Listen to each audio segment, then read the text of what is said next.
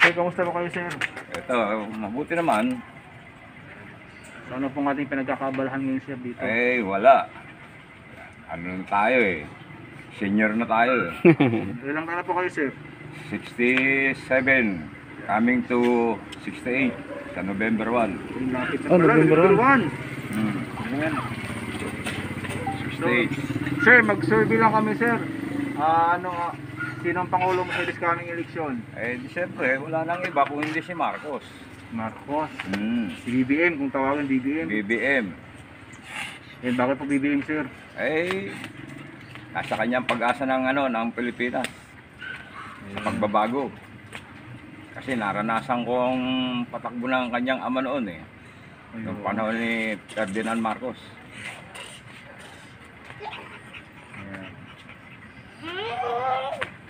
Si Apo Lakay. Sir, pwede ka magkwento sa amin regarding kung paano mamalakad si Apo Lakay sa nung kapanahonan ninyo? O pwede. Noong panahon ni Ferdinand Marcos ay masagana ang tao. Lahat. Mura ang bilhin, mura ang kuryente, mura ang tubig. Halos wala nang ang bayad ng tubig doon Noong panahon ni Presidente Marcos. At saka isa pa, minamasama nila yung tao nung ibaksak ang martial law. Pero mas maganda ang may martial law noon, gawa ng tahimik ang tao. Walang patayan. Yun lang ang masasabi ko. So, Napakaganda ng pamamalakad ni Marcos noon. So, ang sabi... Gawa ng sa mga makakaliwa. Sa mga NPA na yan, mga CPP na yan, talagang sila ang gumagawa ng gulo noong panahon na yun. Kaya napilitan ibaksak ni Presidente Marcos ang martial law para maproteksyonan tayo. So, sir, ano yung mga magandang nagawa na project ni Ferdinand Marcos sa bansang Pilipinas? Nino po, si Ferdinand Marcos. Ano yung mga Naku po, project maraming na nagawang kabutihan sa bansa yan. Yung mga, tinatawag na yung tulay dyan sa Leyte. Sa Manico. Kanya, yung mga ospital. At nakapagpatayo rin siya ng mga eskwelahan sa iba-ibang lugar. Yun bang sasabihin nila na diktador? Lahat ginawa para lang sa bayan. Yan ang na yan. Kalokohan niya mga sinasabi ng mga ibang lugar na yan. Yung makakaliwa na yan. Binabaliktad nila yung kabutihan ni Marcos. Tuwing hapon lang yata So, sir, ano masabi mo sa ating mga kababayan na nanonood ngayon? Anong mang pwedeng may payo mo sa kanila? Sa akin, sa mga kababayan ngayon, mga kabataan, imulat nyo na ang inyong isipan. Si Bongbong Marcos lang ang ating iboto. Imulat nyo ang inyong isipan. Dito, giginhawa ang buhay natin. Baka maibalik ang mga kasaganaan natin noon. Yan po. Kada meron ka pa bang ano? So, nung time po ng martial law, 17 kayo, so nag-aaral kayo nun. Nag-aaral pa ako noon. So, yun talaga nararamdaman yun na Naramdaman ko. talagang maganda ang pamamalakad about dun sa martial law. Nararamdaman ko. Saka masisipag mag-aaral ng mga kabataan noon. Gawa ng meron tayong tinatawag na yung tinapay, Nutriban, saka yung milk. Claim, yung meal. Kaya masipag kaming mag-aaral noon. Hindi kakalaman ang tiyan noon. Saan po kayo nag-aaral, kuya? Sa Pedro Guevara noon. Elementary. Elementary, tapos ako ng Rahabago. Ayan, dyan. Tapos nag-college kayo po. Sa ako noon, sa FEU. FEU. Baka may mga classmate mo, mga mo dati, makikita ka. So talagang ano yung martial law, Talagang magandang ang ano ni Marcos noon, napakasarap ang pamumuhay natin noon. Kasi pilit kasing minamasama ng mga kaliwa yung pamamalakad ni Marcos. Naku po, huwag kayong maniwala dyan sa mga sinasabi ng makakaliwa na yan. Puro kasiraan sa Marcos. Yan lang ang aking masasabi. Gumising na kayo, imulat nyo ang inyong isipan. Iboto nyo si BBM. BBM. So nasaksihan niyo yung nangyari dun kay Maggie de la Riva, yung ni-rape? Ay, oo, nasaksihan ko yan. Nasaksihan ko yan. Yung panahon ni Marcos yan. Yan mga gumasa sa kanya, kay Maggie, kay sila Jaime Jose. Jaime Jose, sila Kanyal, Pineda. Oo. Ewan ko lang yung isa, hindi ko ano yung isa eh. Ano yung mga prominenteng tao? May mga sinasabi, talagang anak ng mayayaman. Pero hindi pinakinggan ni Marcos yung mga hinaing na yan dahil nakagawa sila ng kasalanan na labag sa batas eh. Dapat lang na mangyari sa kanila yung mga ganon. Kaya siguro, hindi kaya sa tingin nyo ba, isa din sila sa mga supporter sa mga kaliwa dahil dun sa nangyari dun sa anak nila? Ay, hindi po natin masasabi ang mga bagay na ganyan. Hindi natin masasabi yan. Yung panahon na yun. Pero sa aking palagay eh, yung si Marcos noon ay talagang napakabuti. Wala kang masasabi sa mga ginawa ni Marcos. Puro kabutihan ang ginawa. Ano po nangyari doon sa bumahasa kay Maggie de la Riva? Ay, di ba nabita yon? Yung tatlo, nabita yon. Nabitay sa... Sila Electrica. Ayun. Pumunta pa yung magulang ni Jaime Jose kay Ginang Marcos, kay First Lady na humingi ng ano, kung paano maisalba yung anak niya na hindi naman pinagbigyan. Gawa ng may kasalanan yung anak mo. Siyempre, magdusa ka, di ba? Yun. Talagang ano, talagang Ang sinusunod. ginawa naman nila kay Maggie noon ay talagang brutal. Brutal. Brutal. Napatay po yun, di ba? Sino? Ay, hindi naman, hindi pala. Hindi naman napatay yun. Buhay siya. Oo, buhay yun. Hanggang ngayon buhay pa yun. Si Maggie. Namumuhay sa Amerika. Yun. Yung about doon sa ano po kuya, yung sa alam niyo yung drug lord na binaril sa Fort Bonifacio. Sa Luneta. Luneta ba o sa Luneta Fort? yun. Luneta? Oo, si ano yun, si Dimensing. Mimensing. Oo, Dimensing. Ay, siyempre, nakagawa siya ng drugs eh. Nagpasok siya rito sa atin ng drugs eh. Marami siyang sisirain na kabataan nun. Yun. Kaya yun, oh. Huwag niya sasabihin malakas siya, eh mas malakas si Ferdinand Marcos. Ano? Eh si Ferdinand Marcos eh talagang ang gusto niya, ang bansa natin eh talagang malinis. Yun. Yung panahon na yun. So anong ginawa sa kanya? Kahit drug lord ka pa, kahit na mayaman ka, basta nakagawa ka sa ng batas. Walang inaano si Marcos. Kasalanan nila yun eh, di ba? Oo. Yun. So anong ginawa sa kanya? Eh yun, pinahiring squad siya sa harapan ng mga tao. Talagang pinakita yung live na yun. Oo. Para mahalaman ng sambayan ng Pilipino na hindi nangungunsinte ang ating presidente na si Ferdinand Marcos. Talagang ginano niya sa harapan ng mga tao. Live talaga na pinanood ng mga tao. So pinapakita lang ni Apulakay na ang batas ay batas. Alin? Ipinapakita lang niya na ang batas ay batas. Oo, ang batas ay batas. Walang kinikilingan. Mahirap o mayaman. Yun. Walang kinikilingan. Ayan, number 1 mapera na rin yan si Limensing noon. Oh? Pero talagang pinabitay niya. Pinapayra yung squad niya. Dahil sa tayo pinuprotektahan ni Presidente noon. Ano po yun siya? Chinese? Chinese yan. Chinese yan. Purong Chinese. Purong Chinese yan. So after siguro nun na binarit siya, dinala na siya sa China.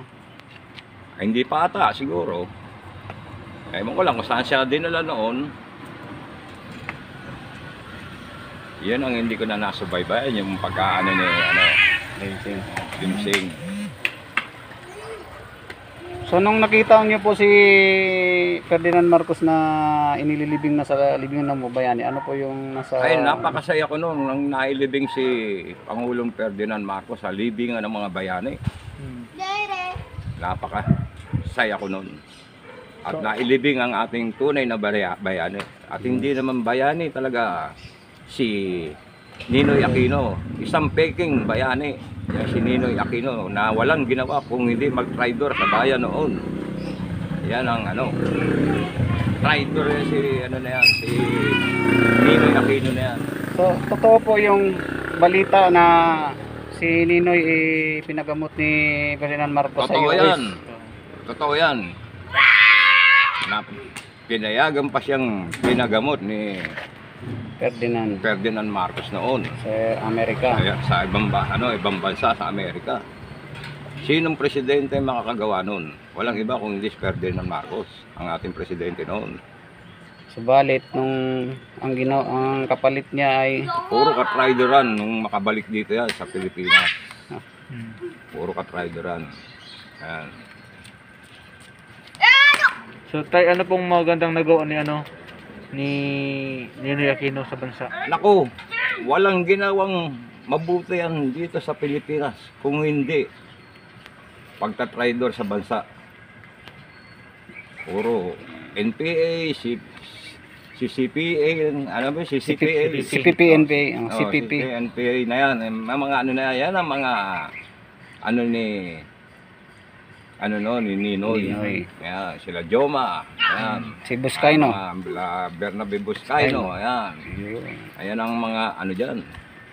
Sumira sa reputasyon nating mga Pilipino. Yang na yan. Puro katraidoran ang ginawa rito. Saka noon, nung presidente si Marcos, siyang bukod tanging nagpapapasok sa Malacanang sa mga tao noon na nagbibigay ng mga donasyon. Pinapapasok ni Ferdinand Marcos at ni Unang Ginang. Doon kumukuha ng mga pagdating ng Christmas, meron tayong nakukuha sa loob mismo pa ng Malacanang. Doon. Walang makakagawang presidente niyan kung hindi si Pangulong Marcos lang noon. Na talagang open ang Malacanang sa mga tao. Sa mga tao. Para makakuha ng mga donasyon pagka-araw ng magpapasko. Kaya inabot ko noon yan. So kaya nakapasok na tayo sa Malacanang, Nakapasok ako doon.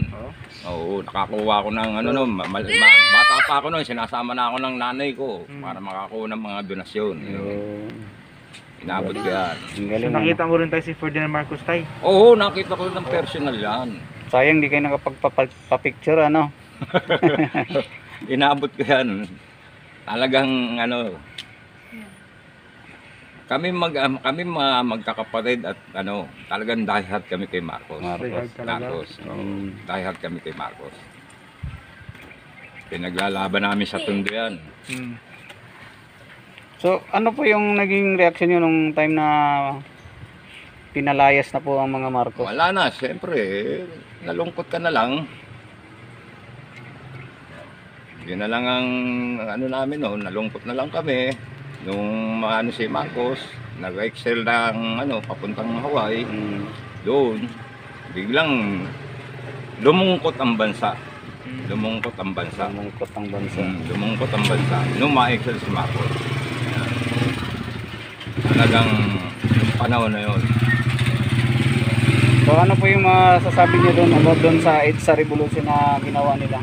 Noong panahon ng EDSA Revolution, siguro ang mga tao noon lang yung bang nalasa ng pagkakaisip ang isipan ng tao. Kasi nga nandiyan dyan ang pera, Mm. mga nabayaran, ganyan, kaya sumama dyan. Ayan. Yan ang ano ng mga AIDS revolution. Mga nabayaran yan, mga bayaran. Ayan. Yung panahon na yun. So, yung about naman po sa Saba. Tungkol Sa dun Saba, Oo, ay binenta. Binabawi nga ng Presidente Marcos noon yan eh. Binenta ata ni Ninoy Aquino. Ni Ninoy Aquino ata nagbenta yan. Tao na yan eh, wala lahat talaga. Inano niya noon. Kinamkam. Sinayang ano. Kaya ito, sa darating na halalan, si BBM lang ang ating iboto para makakahon tayo sa kahirapan. Tay, paano kung madaya na naman, Tay? Naku po, Ano mangyayari na? malaking gulo. Malaking gulo to. Magsama-sama na tayo lahat. Magsasama-sama tayo. Yun talaga ang totoong magiging Mm. EDSA. Magsasama-sama tayo. Sana wag mangyari yung daya na yan. Dahil diyan na masusubukan ang taong bayan. Yun. Ayan. Tambayan ng kikilos. Taong bayan ang husga sa mga dilawan. Ayan. Kasama na lang kami, Tay, sa ano.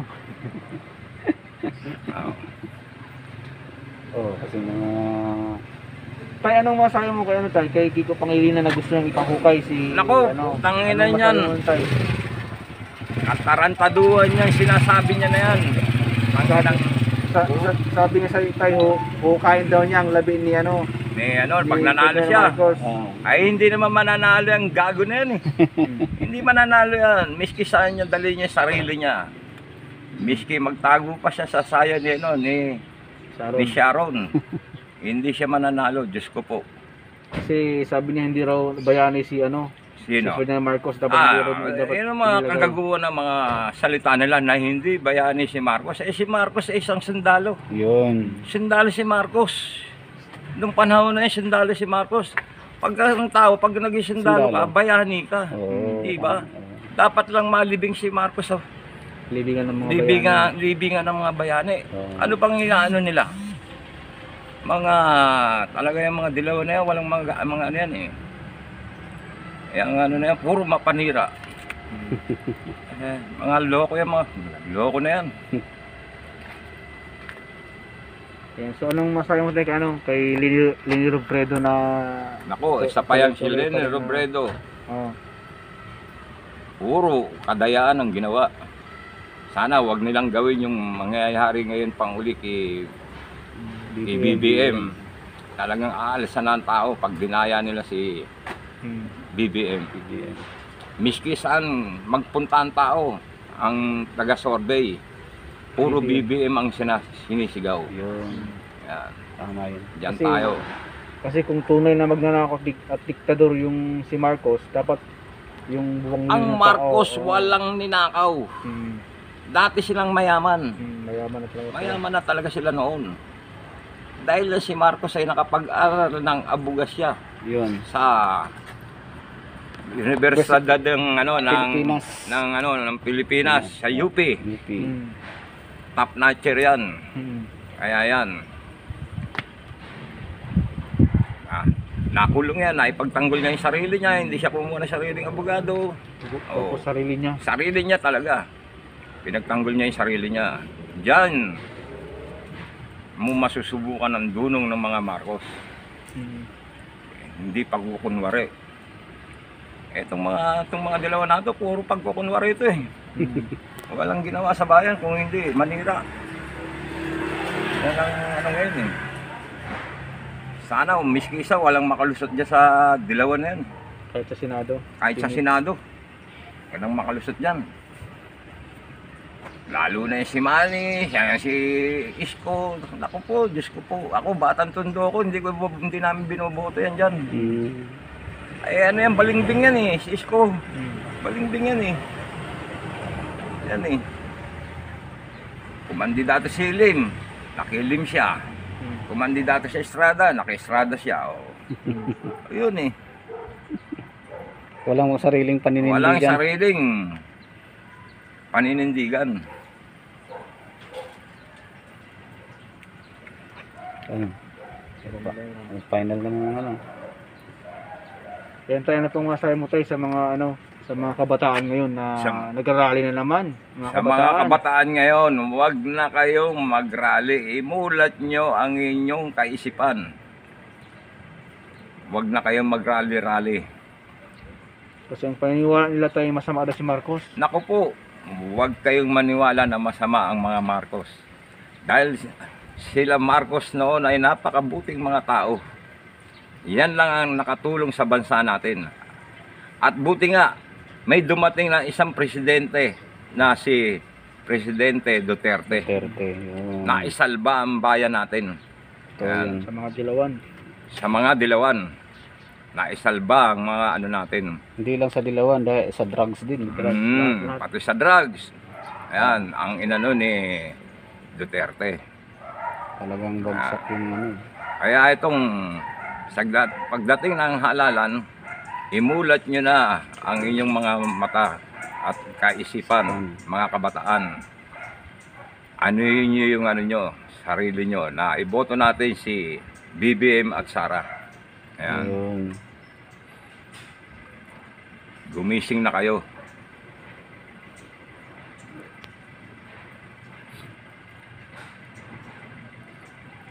Yan. So thank you so much po. Sir, ano pong palayo niyo, sir? Palayo lang po.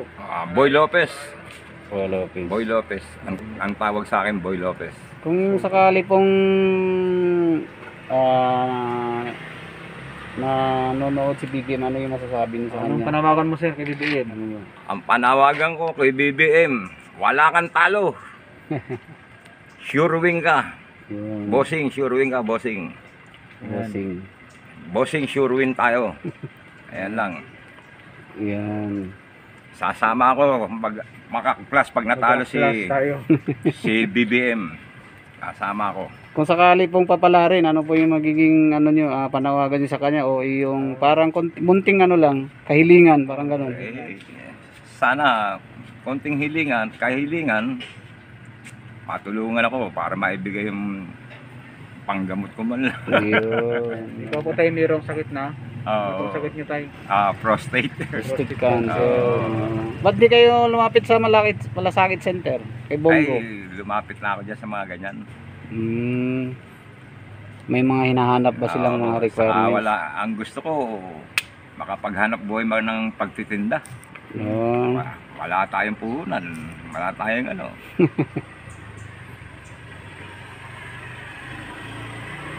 Asawa ko naman paano-ano lang ang ano ngayon, kita. Kita. Yun. Ayan tayo, so basta sulod BBM tayo. Ah. Yung sulod BBM, so lahat pa rin ng yung pamilya mo, Ay, BBM. lahat kami magpamilya namin. Miski rito ko sa lugar namin, puro BBM kami. Oh? BBM kami. Miski kanino ka magtanong dyan? Las Puro Piñas. BBM. Puro BBM kami. Talondos. Talondos, Las Talondos. Piñas. Yun po. Dito po sa Talondos, Las Piñas, ay solid BBM po. Ma'am Rosemary Rosales from Japan. Hello po. Ayan. Ano pa, sir, masabi mo, sir, sa mga ano, sa mga bumabatikos kay BBM ngayon na wala naman siyang kasalanan talaga? Naku po, yung mga bumabatikos na yun, wala nang mga magawang sa sarili nila yan, kung hindi pagbabatikos kay Bongbong Marcos. Walang mga magawang magaling yan, mga ano na yan. Wala, ang ganyan na lang kayo. Kung ayaw nyong maniwala kay BBM, bahala kayo sa sarili nyo. Tay, bakit takot yung mga dilawan tayo na maupong Marcos tay sa Pilipinas? Ano Yun. kayang dahilan? Nako, hindi ko rin masasagot yan gawa ng ano hindi ko rin alam yung karanasan natin dyan sa mga dilawan na yan, na mga hinayupak na yan. Pero tayo mga yan kung hindi talaga manira ng gusto. Takot silang maupo ang Takot Marcos. silang makaupo si Marcos talaga. Takot Bakit sila, kaya? takot. Baka mabulgar ba yung mga ano nila? Baka siguro mabulgar yung mga ginagawa nilang kalokohan. Kalokohan yun. Kasi marami silang ginagawang hindi maganda. Sa mga bumabatikos kay BBM, magsitahimik na lang kayo. Mas maganda pag umanib na lang.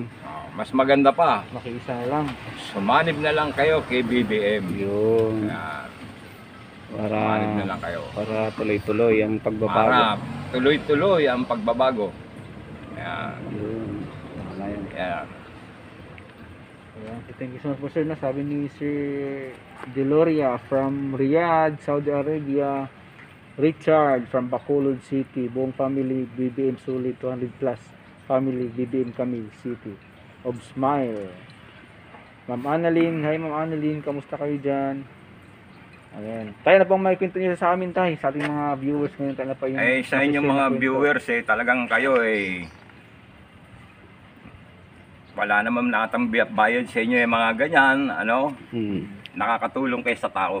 Yun. Nakakatulong kayo sa tao. Nakakatulong sa Talaga bayan. diyan sa viewer sa sa vlogger ninyo, diyan mapapatunayan na talagang hindi sila makakapandaya. Yun. Yan, pagdating ng talagang sinisigaw na ng tao yan. Marcos, BBM. Yan.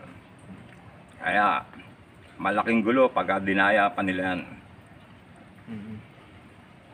Nasa vlogger, alam na kagad kung sino ang lumalamang. Yan.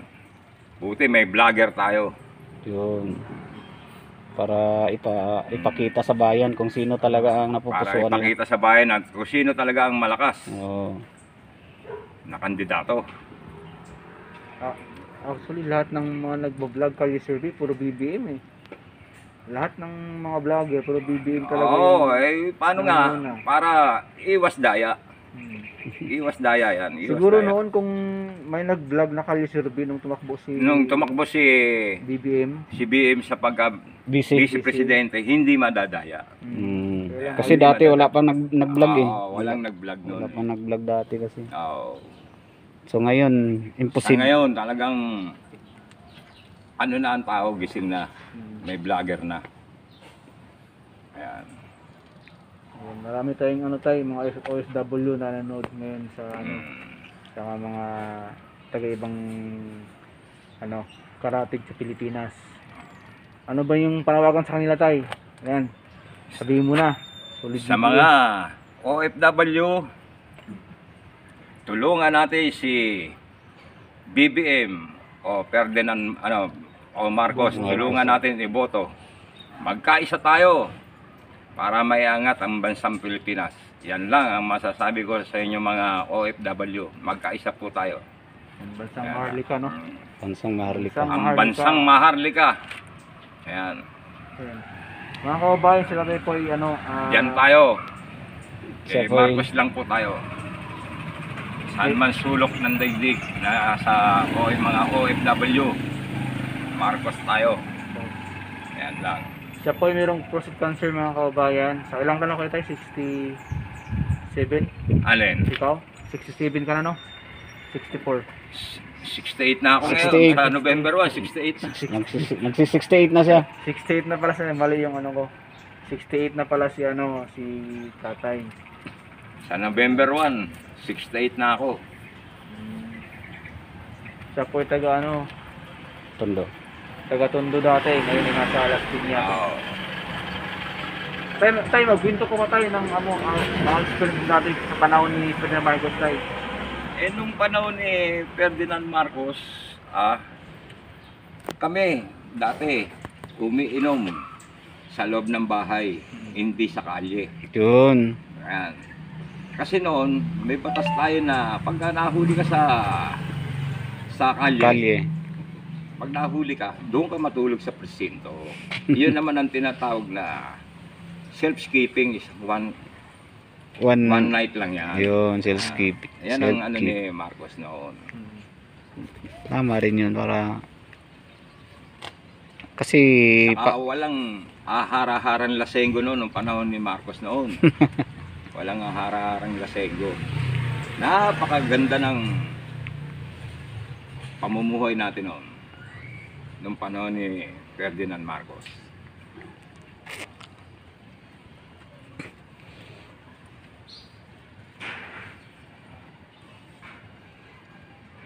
Ay, ikaw, Idol, may tanong ka po. Mga kababayan, meron pa kayong tanong kay tatay?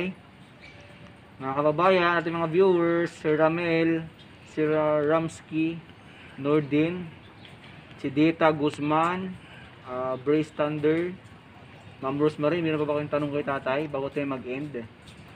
Dahil mag-carrier survey tayo mamaya. Ayan. Baka mayroong ano dyan, no? Mga mabuting loob po para kay tatay sa po mayroong prostate cancer. Makatulong po sa kanya kahit konti. Ayan. Advance happy birthday, tay, sabi ni Ma'am Deloria. Thank you sa inyo, thank you. Sir Deloria pala, from Saudi to eh. Thank you sa inyo. Ayan, Francis Arante. Ayan. Wala na po mga kababayan. Lodi, about sa case kay Ninoy. Ano tay? Kaya ano pala? Kay Ninoy pala. Yung About sa kaso ni Ninoy tay. pagkamatay. Pagkamatay niya. Kamatay ni Ninoy. Ay yan ay binibintang nila kay Marcos pero walang alam si Marcos dyan sa mga bagay na yan. Yung pagkamatay ni Ninoy na walang pagkaalam si Marcos dyan.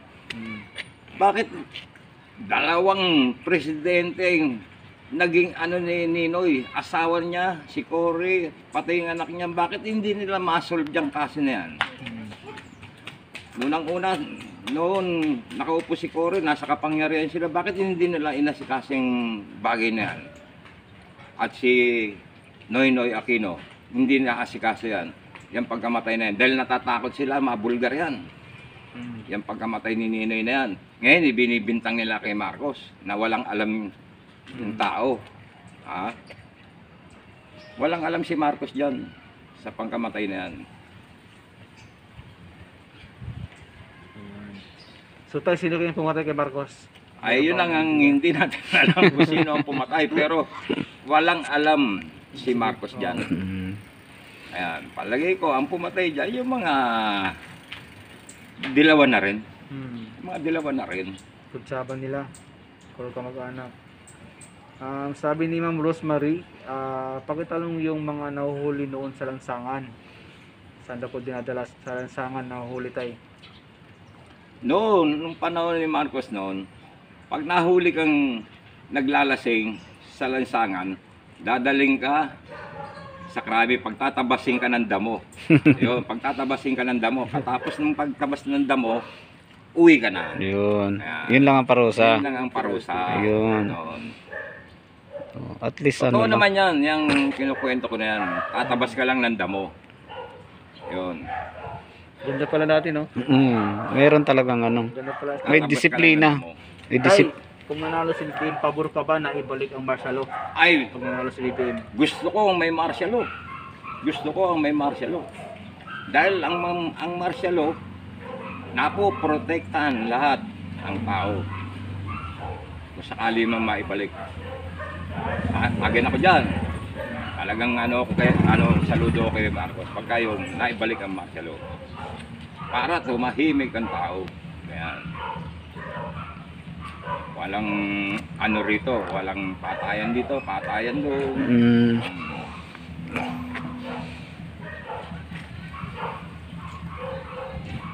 Tay, how about sa ginto, tay? Totoo ba yun, tay? Ay, dati naman may ginto yung mga Marcos niyan. Hindi pa presidente si Marcos, may ginto na yung mga yan. Yun. Kasi noon, abogado yan. Pag nilapitan siya ng mga taga-ibang lugar na ibang bansa na ipagtanggol yung sarili nila, yun ang binabayad kay Marcos noon, yung ginto na yan. Yun. Kaya maraming ginto ang mga Marcos noon. Dati lang may mga ginto yan. Pero sasabihin nyo, ninakaw ni Marcos yung mga ginto niya, hindi. Palabas lang ng mga dilawan. Oo, palabas lang ng mga dilawan yan. Yung mga ninakaw, naku po. Kasi gusto lang nakawin. Gustong angkinin. Tay, sabi ni Ramsky, tanong daw po, bakit takot yung mga CIA, USA at saka lugar ko? Alin? Yung mga CIA at saka USA. Saka Ay, lugar ko po. ay, Bakit takot sila? takot sa mga Marcos. Ah, Kasi nga, maibabalik sa gobyerno yung mga kinamkam ng mga dilawan. Katulad na lang ng Meralco, yung Maynilad, lahat. Eh, noon kay Marcos yan talagang napakamurang ano natin. Ngayon, nakita nyo naman, oh, Mahal. talagang nilulubog nila tayo. Diyan natatakot ang mga oligarko. Yun, mga Ayan. oligarch. Diyan natatakot. Pag upo ni BBM, mapupunta uli sa atin yan. At natatandaan nyo yung nuclear. Oh, Sa yun, Bataan. sa Bataan. Ha? Mm. Dapat mabuksan yan. Yan ang ano dyan. Mabuksan yan para ang kuryente natin ay maging mura. Yan. Kahit paano gumanggaan natin kabuhayan. Oo, para gumaanggang ang ating pamumuhay pag nabuksan yan, nuclear na yan. Nasa Bataan. Yan lang ang ano ang ating buhay. Giginawa. Sana tayo bumalik ang presyo sa mga isda dati at nagulong. Oo. Sana bumalik Kaya sa tay, what do you think, possible kaya na may balik or hindi na? palagay ko. Mahirap Hindi na. na, mahirap na. Mahirap na maibalik. Maibalik man, Konti. nasa kalahati. Mm. Kalahati. Nasa kalahati. Ang bigas, maaring maibalik sa mura. Dahil yan ang tututukan ni Bongbong. Pagka nanalo siya, yung ano na yan, yung agriculture na yan. Agriculture. Yan, yung agriculture na yan. Pag nanalo si Marcos, yan. Maaring ang bigas maging mura uli. Yan. Tututukan lahat yan. Para hindi na tayo umangkat ng bigas tayo Bigas. sa ibang bansa. Sila lang mag-angkat sa atin. Sila na aangkat sa atin. Noong panahon ni Marcos, sila ang umaangkat ng bigas sa atin. Mm. Ayan. So mayaman pala talaga ang Pilipinas, no? Ay nako, napakayaman ng Pilipinas no, noong panahon ni Marcos. Walang nagugutom. Walang nagugutom. Mga kababayan, siya po isa sa mga viewers natin, no? Ayan, siya po yung yung kanyang misis po yung nag-pin sa atin na mag-interview sa kanya. Ayan, sabi dito ni Ace, no, Robert TV, tatay, takot sila maging Asian dollar ang pira kasi lahat ng bansa maapektuhan. Ayan, sa ekonomiya nila. Takot ba sila tayo? Yung mga, Takot sila talaga riyan, takot sila na. Yan. Bakit tayo? Bakit sila takot tayo? Aside Ay, sa ano? Baka maibalik sa dating halaga yung dollar noon. Kasi ang dollar noon, 1:1 lang noon nung panahon ni Marcos. 1:1 lang. Tumaas man 1:2. Ganoon. 1:2. Oo. Nung umano na si Cory, tumaas lahat, tumaas. Yan. Bumulusok. Oo, naging 12, naging 30, naging 50, ayan. Yan ang nagpahirap sa atin. Unti-unting lumulubog ang Pilipinas.